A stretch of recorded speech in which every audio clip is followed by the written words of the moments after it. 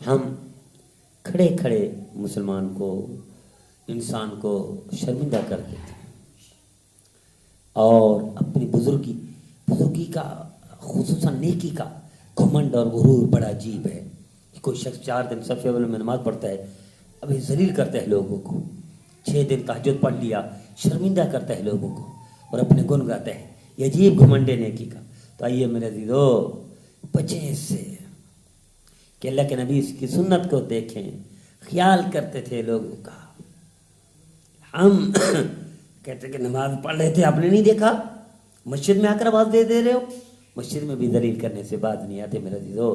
میرا نبی ممبر پر خطبہ دے رہا ہے جمعہ کا، ایک بدو آتا ہے، سائل تھا، نبی کریم صلی اللہ تعالی وسلم خطبہ کا جمعہ چھوڑ کر تشریف لے، اس کے لیے کرسی منگوائی، اس کی بات سنی، اس کے حال احوال سنے، اس کی تسلی کی، اس کے ساتھ تعاون کیا۔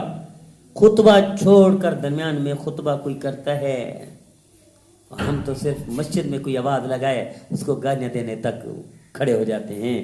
ہم مسجد میں کوئی فقیر آئے اس کو ذلیل و شرمندہ کر دیتے ہیں۔ میرا اور آپ کا نبی تو خطبہ کو چھوڑ کر لوگوں کو تسلیاں دیتا تھا، لوگوں کا خیال کرتا تھا، اور ہم اسی کی امت کو شرمندہ کریں مسجد میں؟ کیسے ممکن ہے؟ اللہ راضی ہوں، اللہ کے رسول راضی ہوں گے، شفاعت کریں گے قیامت کے دن، اس کی امت کو شرمندہ کریں، ذلیل کریں، رسوا کریں، اور آپ کو شفاعت مل جائے گی۔ میرا عزیزو، میرا نبی تو خطبہ چھوڑ کر لوگوں کو دلاسے دیتا تھا، اور ہم اسی گھمنڈ میں لوگوں کو ذلیل کر دیتے ہیں۔